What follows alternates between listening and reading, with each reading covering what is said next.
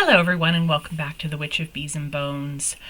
Again, another impromptu video, probably going to do some rambling, so grab some water, grab a tea, grab a coffee, grab a beverage, whatever you want. I've just been thinking a lot about the shift of the seasons and how, at least where I live, because we are so seasonally programmed, because we have very definite seasons, that folks are chomping at the bit for spring. I am one of those folks. And so, as I've mentioned in prior videos, I've really worked hard and tried to be present for winter this year for myself and find the beauty in it. I don't have to love it. It doesn't have to be my favorite. But as a witch and a person who observes the cycles of the year, it's important to not forget about that time of rest. That said, I'm very anxious to hear the spring peepers. I'm far enough north that we don't have them quite yet, but it should be very shortly. Full disclosure, every single year of my life, the first time I hear spring peepers, I burst into tears, joyful tears. And I really don't think this year will be any different. I have a dear, dear friend who lives in the Cambridge, Mass area. And she just posted on her Instagram stories the last few days the spring peepers in the ponds in one of the places that she and I like to visit. And I can't tell you how many times I've watched her stories just to hear the peepers. So this is going to be kind of a culmination of where I'm at, what's going on, a couple crystals, stones that I've been gifted or procured as of late, and a couple cards that came up for this morning. I don't tend to, as I've said, I don't tend to share my cards the day I pull them because they're personal, but I pulled these this morning and have kind of been mulling on them all day, and was just called to sit down and discuss them. So what to do first? Let's do the shiny, pretty things first. So another interesting fact, I have never been drawn to quartz before. I like it. It's not like it repelled me, but I never looked at a quartz tower and thought, oh, I have to have that. And I have a couple that I've either, that I've been gifted over the years that I really love. And then, as I showed in a prior video, my dear friend Julie sent me a phantom quartz that's magnificent. But lately, I don't know what's going on, y'all. I love quartz so much right now. I love it so much. So I have a piece here that, let's see, I'm trying to think. Okay, I have a piece that I got, actually I got two pieces this weekend. Whoops.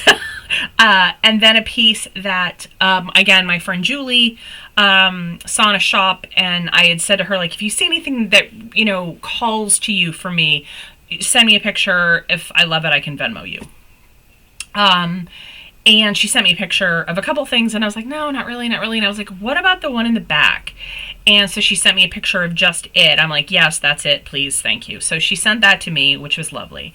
So we'll start off with that one. And again, this is just, these are so pretty, and they're just not showing up. What if oh, that's a little better. Hold on, guys, bear with me. We'll use my journal here and see if that... Oh, yeah. There we go. She's just really, really pretty, isn't she? Ah, so gorgeous. So this one I've had for a couple of weeks, I guess. And then this weekend I visited, so there's a shop in southern New Hampshire, well, seacoast adjacent New Hampshire.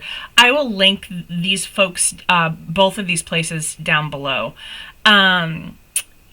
The first one is called Root Rot, and they have, it's interesting, it's a shop that's somewhat like mine, but it's plants and stones and bones and such. And I saw them in their prior location, and I just, it's run by like the cutest couple, and I like them both very, very much, and so made a trip down there this weekend to see them in their new spot and to say hey, and I picked up a couple things. So the first thing I got, and again, I'm just going to use this because it seems to show up better if I do, is this quartz tower. Again, this light isn't doing it justice, but it's really, really lovely. And then I also, from them, I missed this entirely. So this is called hematoid quartz. So this is quartz with hematite in it. I don't know how I missed this because I love hematite. So this stone, again, is probably not going to show up as well as I wish it would. But this stone is bananas pretty. And so when I pull my cards in the morning, I use the phantom quartz, and I use this. And so once I pull the card and I start journaling, I place the card underneath the stone, and then I usually pull 2 cards from 2 different decks. Sometimes it's more, sometimes, but you get the idea. And then so I'll put the second card under this stone, just as a kind of like to imbue it with the energy of the card and to also kind of ground things. It's just something I do. I don't think I've mentioned that before, but that it's just something I do with different stones at different times. So there's that. And then also from Root Rot is this garden quartz little point. And again, this isn't doing it justice, but it's glorious and sweet and tiny. And this has actually been living on top of my Brady Tarot box, because the Brady Tarot, which I've been learning and trying to work with, or trying to get to know, I don't want to say I'm working with it yet because I'm not, but trying to get to know, is currently living on one of my main altars, and this sits atop it. And then the other piece of quartz I got was from a shop in Conway, New Hampshire, called Arcadia's Cauldron. If any of you were in the New Hampshire area, they're having their grand opening this Saturday, April 1st. The owner, she's great, really lovely pieces. I did purchase some bone pieces that I'm not going to show in this video, but the vibe is nice. The owner's lovely. It's a really cute, cool shop. So if you're so inclined and you're in the area, definitely check them out. I will link their Facebook down below so you can at least take a look-see there and give some love. But I got this beautiful piece, and again, I hope it's these lights, but look how gorgeous this piece is. It's chunky and it's solid and it feels good, and it's got rainbows all through it. So that's just a little crystal haul because I can't help myself with quartz lately. So switching gears. I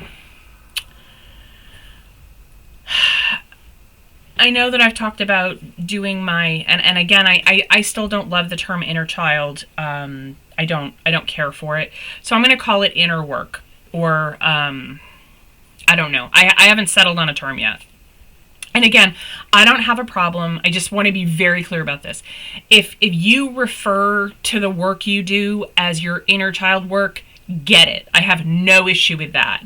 It's a hard term for me personally for what I'm doing. So I'm still trying to figure out what that looks like.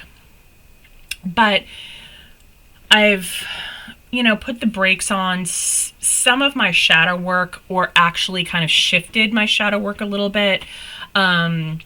Instead of everything trying to be really fucking hard and scary or miserable or deep and dark, I'm trying to just keep things a little more joyful and a little lighter.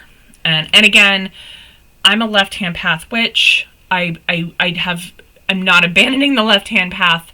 I am just I'm giving myself a break, and showing myself some kindness, by taking a breath every once in a while instead of just, digging constantly. So lately, no one will be shocked at this, I have been using the Obsidian Oracle and the Woodland Warden's Oracle, which I will also link down below. Not that you haven't heard me talk about it 9 billion times. And just, buckle up, because you're going to hear me talk about them both probably a whole lot more. So, for a while, I was pulling really heavy cards. And I'm drawing a blank on what those were, but I just remember the cards being really heavy and almost taxing. And they certainly gave me insight into things I needed to know. But it was heavy. I don't know what else to say. But lately, with my shift of perspective, my cards have been shifting as well. And believe me, I clear these decks like it's my job, because it's so sacred to me. And so I don't just shuffle decks. I clear decks, I shuffle decks, I do. And if anybody, I've had a couple people ask me how I clear decks. I feel like a lot of folks have their own methods, but if you'd like me to do a video on how I clear decks, I can certainly add that to the list. So it's interesting to me that my habits of clearing them, my habits of shuffling them, my habits of storing them, my habits of knocking them, my habits of blowing on them, and all the things I do haven't changed. But the weight of the cards have changed. And it's kind of wild to me, and it's interesting to watch. And when I look back, and this is my Oracle card journal, and my my Oracle card, and then what it means and what I need to work on, kind of thing.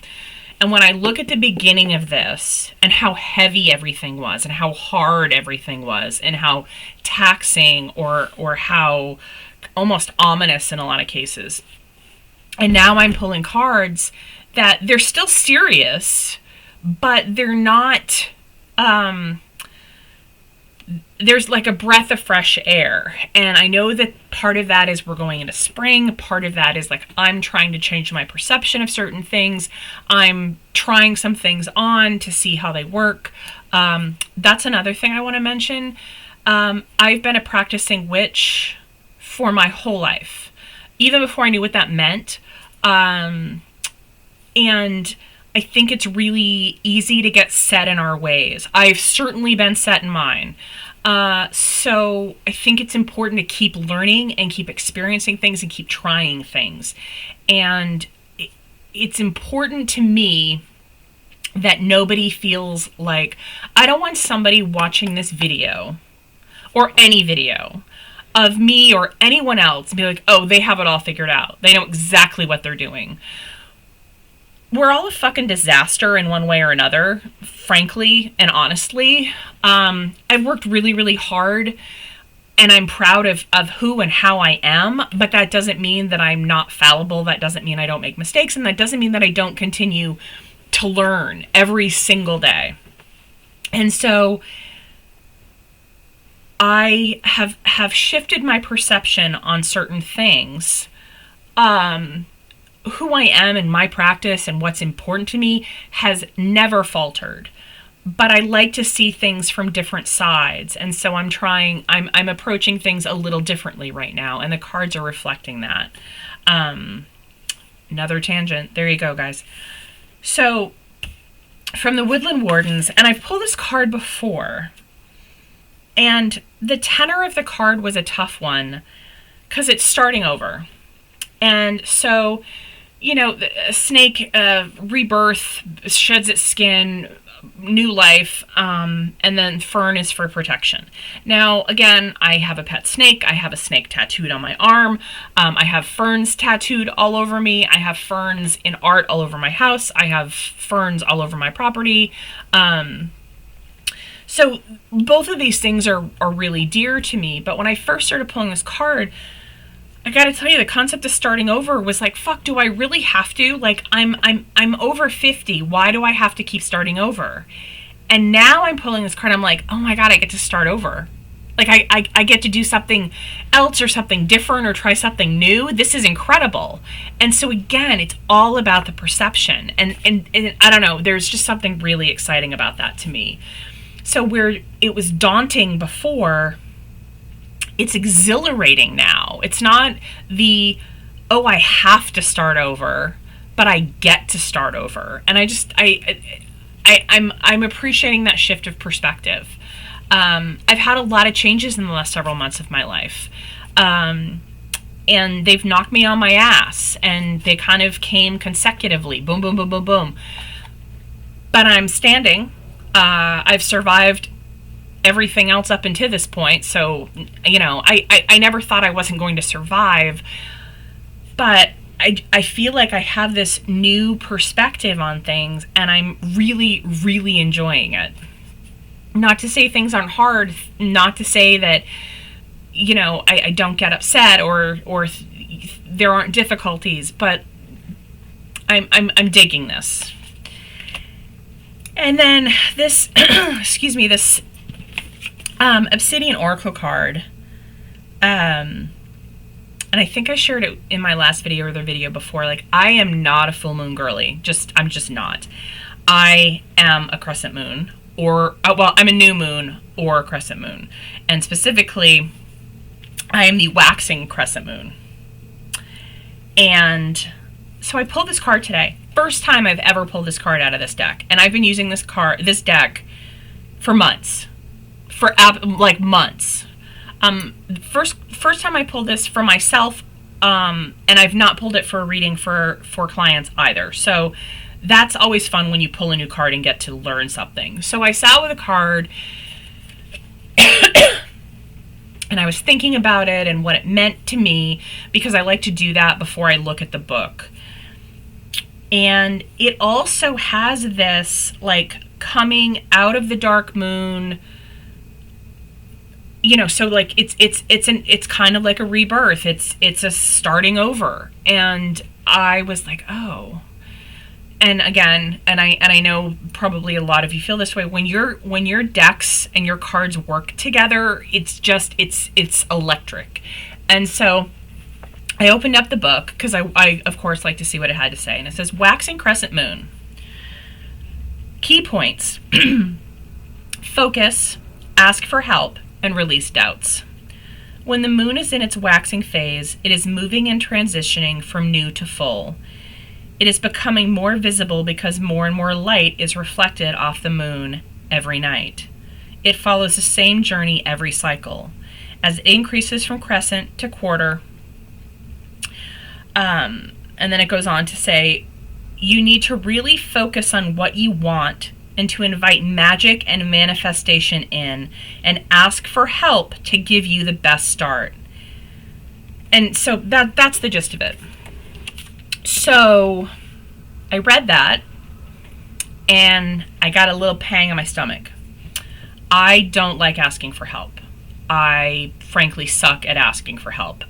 I have, however, gotten better at asking for help. I think this is fair to say that a lot of us have experienced the, oh, if you ever need anything, ask. And then you ask and they're like, oh, yeah, I'm busy, I can't, I don't have time, or whatever it is. And so then we have this trauma response of like, fuck you, I'm never asking for help again, I've got this, I'll handle it. And I've pretty much lived that way.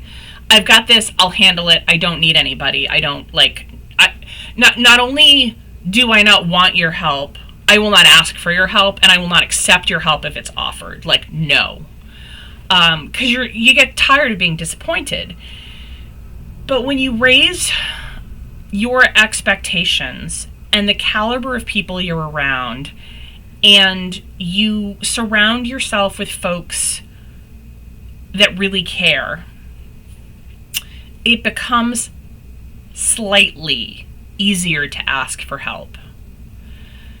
And I'm in a great spot in my life right now where the people I have in my life that I refer to now, and I don't mean this in an ownership way, but I use the term my people.